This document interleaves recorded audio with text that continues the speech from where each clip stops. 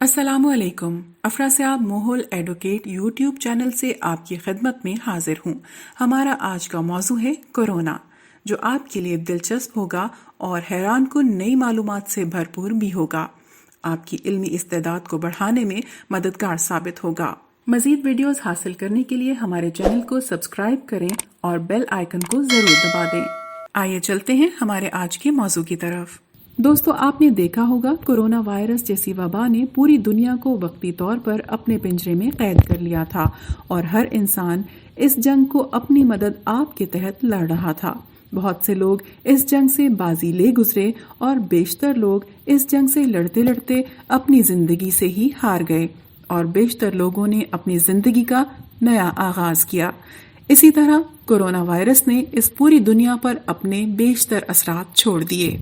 तहकीक से पता चला है कि कोविड-19 के बाज मरीज दिमागी तब्दीली की एक मखसूस हालत से गुजरे हैं, जिसमें दौरान बीमारी, खुद फरामोशी और सोचने समझने की सलाहियत से महरूमी शामिल है।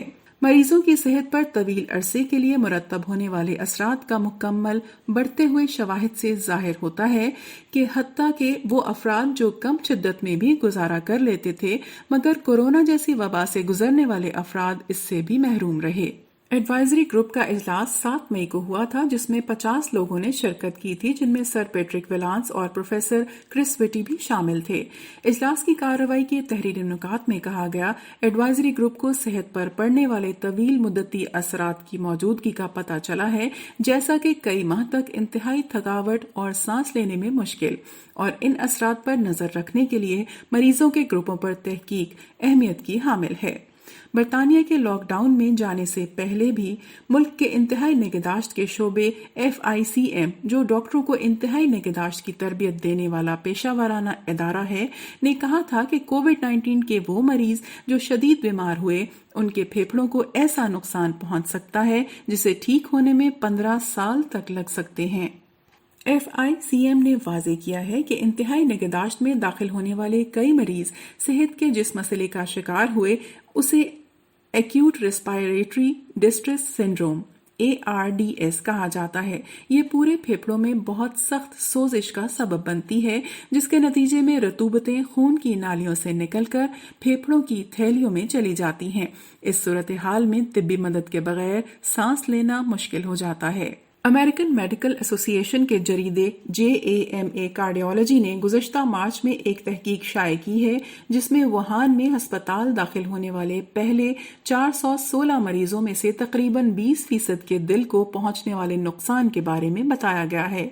शहर में होने वाली एक और तहकीक से पता चलता है कि इंतहाई निगहदाश्त में रखे गए 36 मरीजों में से 44% अरिथमिया, दिल की धड़कन में बेकायदगी का शिकार हो गए थे।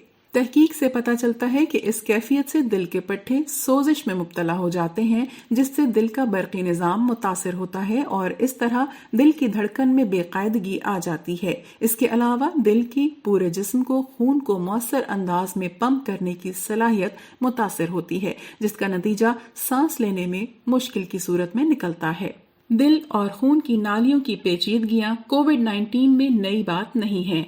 वायरस के नतीजे में होने वाली बहुत सी अकसाम की इन्फेक्शन दिल के पट्टों की सोजिश का सबब बन सकती हैं। ताहम ज्यादातर लोग वक्त गुजरने के साथ साथ सेहतयाब हो जाते हैं। बाज के दिल के पट्टे को मुस्तकिल नुकसान पहुंचता है। मेडिसिन और रेडियोलॉजी के एसोसिएट प्रोफेसर और यूनिवर्सिटी ऑफ पेंसिल्वेनिया में the Perelman center for advanced medicine के कार्डियक MRI के डायरेक्टर यूची हान ने कहा है कि दिल और खून की नालियों के मरीजों को कोरोना वायरस के इन्फेक्शन के नतीजे में ज्यादा नुकसान पहुंचने का इम्कान है।